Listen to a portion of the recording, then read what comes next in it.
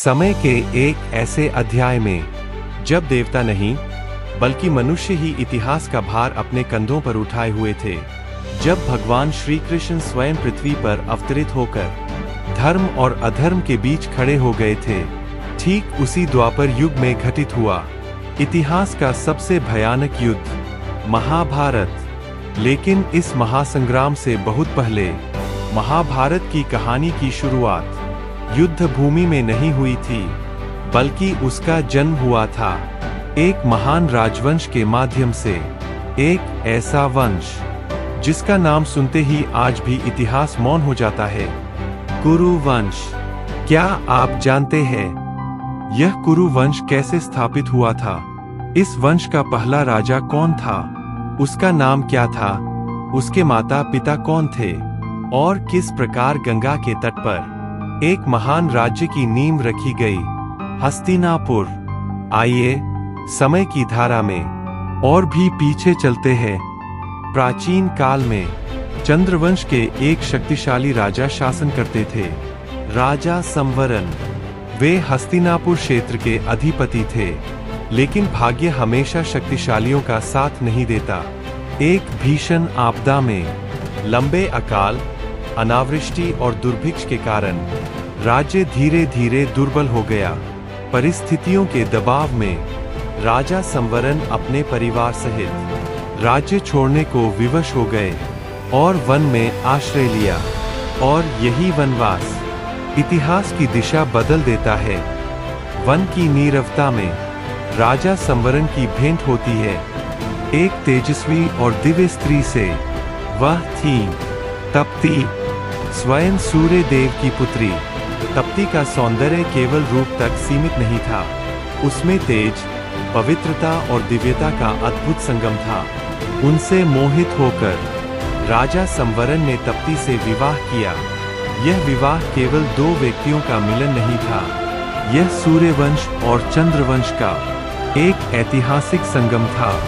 इस विवाह से जन्म लेते हैं एक पुत्र, कुरु। यही बालक आगे चलकर एक संपूर्ण युग की नींव बनने वाला था। कुछ वर्षों बाद राजा संवरण ने पुनः शक्ति अर्जित की, अपना राज्य वापस प्राप्त किया। इसके बाद सिंहासन पर आसीन हुए उनके पुत्र राजा कुरु, जिन्हें हस्तिनापुर का वास्तविक संस्थापक माना जाता है। राजा कुरु धर्मपरायण, तपस्वी और त्यागी शासक थे। कथाओं में कहा जाता है, उन्होंने अपने रक्त से जिस भूमि को पवित्र किया, वही भूमि आगे चलकर जानी गई कुरुक्षेत्र के नाम से। एक दिन इसी भूमि पर घटित होगा धर्म और अधर्म का सर्वश्रेष्ठ और निर्णायक युद्ध। उनके नाम से ही जन्म हुआ कुरु वंश, कुरुक्षेत्र और हस्तिनापुर की राजवंशीय परंपरा का। गंगा के तट पर धीरे धीरे एक समृद्ध नगर विकसित हुआ, हस्तिनापुर, जो कुरु वंश की राजधानी बना और भविष्य के इतिहास का केंद्र बन गया। इसी कुरु वंश से आगे जन्म लेंगे राजा प्रतीप, राजा शांतनु, भीष्म की भयानक प्रतिज्ञा, धृतराष्ट्र और पांडु का भाग्य, कौरवों और पांडवों का संघर्ष और अंत महाभारत का महासंग्राम।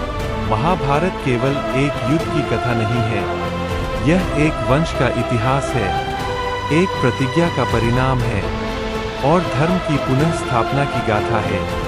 और इस महान इतिहास की शुरुआत होती है एक ही नाम से, कुरु। लेकिन यह तो केवल शुरुआत है।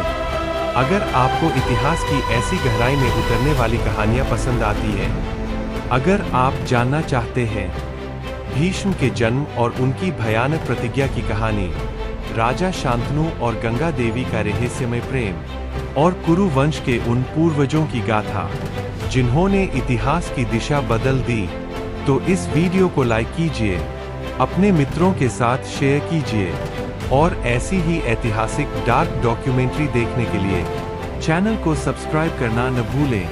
अगले एपिसोड में इतिहास के और भी गहरे रहस्य खुलेंगे। तब तक के लिए इतिहास को याद रखिए।